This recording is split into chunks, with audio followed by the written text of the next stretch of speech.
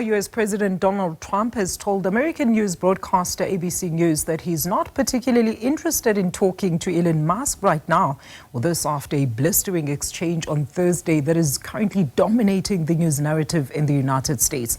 The White House has also described Musk's lashing of the president and his criticism of legislation very key to Trump's agenda as an unfortunate episode. And for more on this, let's welcome SABC News' U.S. correspondent Sherwin Bryce-Pease, who joins us live from New York. So Sherwin, a very good afternoon to you. After a dramatic Thursday where Trump and Musk had actually taken jabs at each other, are we at least seeing a cooling in the war of words today? I'm looking at some headlines here.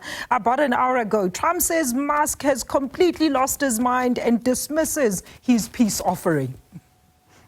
So the White House, Alicia, I think the narrative from them is that Elon Musk is having a, quote, episode, Donald Trump using the word crazy. So they're speaking to the mental competence of the richest man in the world.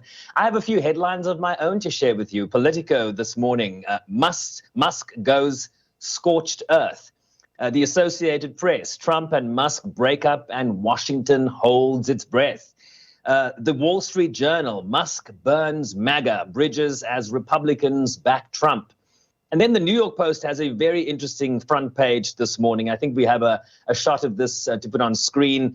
I hate my ex. Musk and Trump's faces in this broken heart, as you can see there. Big, beautiful breakup. Trump-Elon bromance explodes in insults and threats. And a very interesting headline out of the New York Times, Alicia, that says, if Elon Musk and Donald Trump make up, don't be surprised. So that speaks to your question about whether we might see a cooling off here. We understand that another billionaire, a guy called Bill Ackman, who is close to both Donald Trump and Elon Musk, he has posted on X today saying, I support Donald Trump and I support Elon Musk, and they should make peace for the benefit of our great country. We are much stronger together than apart. And I'll tell you, the clearest indication that we are beginning to see a pullback here from both Elon Musk and President Trump is that Tesla's share price is up 5% today after dropping and closing at around 14% down. We understand, let me just get you the number. It wiped out $150 billion in market cap for Tesla. Elon Musk, the richest man in the world, lost $34 billion in terms of his wealth, his net wealth. 34 billion. So maybe these numbers are hurting, and so maybe these numbers are indicative of a pullback from both sides. And it's gone quite personal in these attacks, Sherwin. I'm looking at the latest updates here. It says Trump is also considering selling his Tesla amid all this public spat. But what is the root rather of this tiff, given that Elon Musk was seen to be very much in the orbit and very influential to President Trump until basically just a week ago today? And remember why Trump bought the Tesla, right? Elon Musk was facing a lot of pushback because of his political positions. Tesla was seeing a lot of protests outside their dealerships. Cars were being attacked and some arson and being investigated by the Justice Department. And so Trump, in a show of support, had Teslas lined up on the lawns of the White House and then, of course, bought this famous red Tesla. So it really does tell you about how far we've come here. A week later, of course, a farewell press conference last Friday in the Oval Office where Elon Musk appeared with a bruised right eye. I'm pointing at my right eye now. Yeah, you know, the accolades from both sides, the bromance was still solid. The indications were that despite Elon Musk leaving the White House and the federal government, right, as head of the Department of Government Efficiency, Donald Trump's effort at this very affirmative press conference was in a sense to keep Elon Musk on side.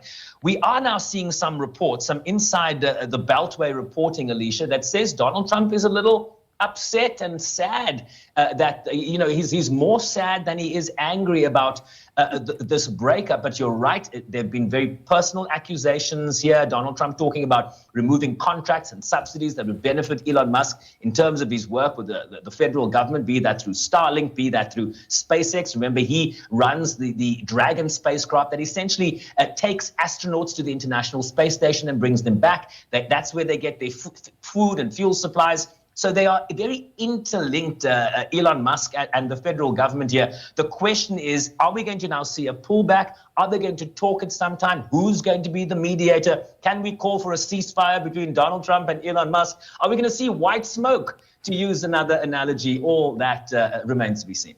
Absolutely, Sherwin. But then, I mean, more of concern, how does this then play politically, given that this legislation actually still continues to hang in the balance as the Senate considers the bill? I mean, the stakes are pretty high, not just for the president here, Sherwin, but also for the Republican Party.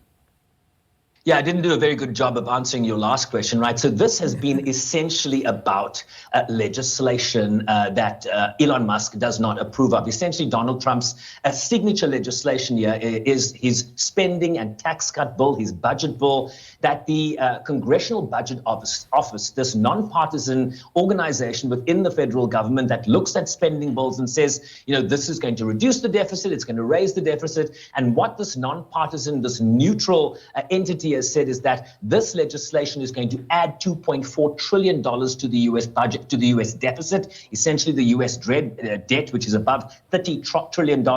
And Elon Musk has made this the central theme of why he is now opposing the president. We got indications that he wasn't quite in lockstep with the president when he started introducing tariffs. Of course, the tariffs were going to hurt Elon Musk's car manufacturing business, especially exports to Europe, based on the reciprocal nature of how these tariffs were playing out. So that appears to be what it's all about. We don't know if there are some other ulterior motives here, given that this relationship, Elon Musk leaving the government last week, what might possibly still be at the root of this. But in terms of where we go, you have the richest man in the world who has a lot of leverage, a lot of means to hurt.